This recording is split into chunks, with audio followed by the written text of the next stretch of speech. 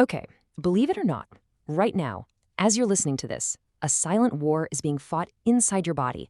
So today, we're going inside that war zone to meet the incredible defenders working 24/7 to keep you healthy.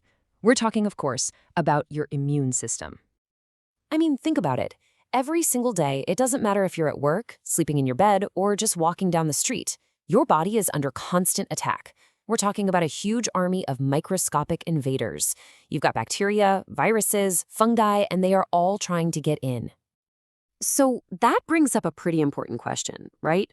With this constant, relentless siege happening all the time, how on earth do we survive? What incredible forces does your body actually have to keep you safe? All right, let's dive right in.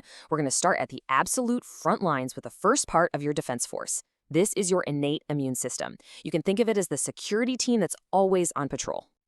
Yeah, seriously, think of this as your body's built-in, pre-installed security software. It doesn't need to learn who the bad guys are because it's already programmed to respond instantly to any foreign substance it finds. This really helps take the pressure off the more specialized forces we'll talk about later. So this innate system has two main lines of defense. The first one is pretty obvious. It's your outer wall, your skin and your mucous membranes. But if anything gets past that, the second line of internal cells and chemicals immediately kicks in. The key things to remember about this system are this. Its response is immediate, but it's totally nonspecific. It just attacks anything and everything it doesn't recognize. And crucially, it has absolutely zero memory of any past fights. Okay, so what happens when an invader actually does get through? Let's say you get a splinter or even just a simple paper cut. Well, that's when that second line sounds the alarm, and it triggers something I guarantee we've all experienced: inflammation. And this is exactly why that cut gets red and hot and swollen and painful. It's not a bad thing, far from it. It's actually a sign that your first responders are arriving on the scene. That redness and heat, that's from more blood rushing to the area. The swelling, well, that's from your capillaries getting a little leaky to deliver reinforcements. And the pain? Yeah, that's a direct result of all that swelling. It's literally your body's defense system roaring to life. All right, so that's the first response. But what happens when things get serious? What happens when those first responders need to call in the highly specialized backup? Well, this is where the adaptive immune system takes center stage. Now, this is totally different from the innate system. This is your body's elite force. It's not born ready to go. Nope. It has to actually meet an enemy at least once before it can design a custom weapon to destroy it. This is where your immune system gets super specific, super strategic, and, most importantly, it remembers.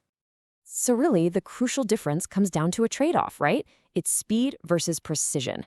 Your innate system gives you that immediate, general, attack-everything response. But the adaptive system, well, it's a bit slower to get going, but when it does, it launches a counterattack that is incredibly precise and powerful, all because it's tailored to an enemy it already knows. So this elite system deploys two main types of commandos. They're a kind of white blood cell called a lymphocyte. It's time to meet the B cells and the T cells. Each one has a very different and very specific mission. Let's start with B cells. I want you to think of these guys as your intelligence agency and your weapons factory all rolled into one. Their battlefield is the body's fluids, like your blood and lymph. Their job is to identify an enemy and then immediately start producing the perfect smart weapons, we call them antibodies, to hunt down and neutralize that one specific threat. And when I say weapons factory, I'm not kidding. The scale of this is just staggering. Once a B cell gets activated, its descendants, these things called plasma cells, become non-stop antibody factories. So how fast are we talking? Get this. A single one of these cells can churn out around 2,000 antibody molecules per second. That is just an unbelievable rate of fire. Now, T cells are a whole different story. These are the special forces, the ground troops. They don't fire weapons from a distance. Oh no. They engage in direct cell-to-cell combat, and they do it with your own cells that have gone rogue, cells that have been infected by a virus or have become cancerous. So how does one of these specialized T cells actually take out a target? It's a seriously lethal step-by-step process. First, it docks right onto the compromised cell. Then it delivers what's called a lethal hit, releasing a chemical called perforin that literally punches holes in the target. Through these little pores, it injects enzymes that just destroy the cell from the inside out. And then, Mission accomplished. The T cell detaches and moves on to hunt its next victim. So cool. Okay, so the battle is won. The threat is neutralized. But this is where the adaptive system reveals its most incredible, and maybe its most powerful feature, a perfect memory of the enemy. See, both B cells and T cells create these long-lived memory cells, and they just hang out in your body, sometimes for your entire life, patrolling for any sign of that specific enemy. So if that same invader ever dares to show its face again, these memory cells make sure the response is way faster, much stronger, and a whole lot more effective than the first time around. And this amazing biological memory, this is something we humans have learned to use to our advantage. I mean, the whole reason you rarely get the exact same flu twice, it's the very same principle behind why vaccines work.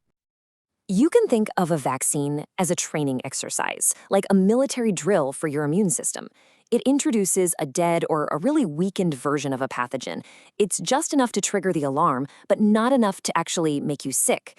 And what this does is it allows your adaptive defenses to mount a full-scale primary response, creating that all-important stockpile of memory cells, all without you ever having to fight a real, life-threatening war. So this all sounds pretty perfect, right? But this incredibly powerful system, a system designed specifically to tell friend from foe, can sometimes make devastating mistakes. It can turn its very powerful weapons against the wrong targets.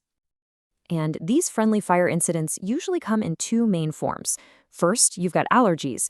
That's when the immune system just goes haywire over a perceived threat that's actually totally harmless, like pollen or cat dander. But then there are autoimmune diseases, and that's when something far more serious happens. The system completely loses its ability to recognize self and starts attacking your body's own healthy tissues as if they were the enemy. So when you step back and look at it, our immune system is this incredible, powerful defender honed over millions of years of evolution. But maybe its greatest challenge isn't fighting invaders, but knowing when not to fight. And as we learn more and more about it, the real question becomes, how do we learn to fine-tune this ancient defense system? How do we boost it when we need it? But just as importantly, how do we rein it in when it tragically mistakes friend for foe?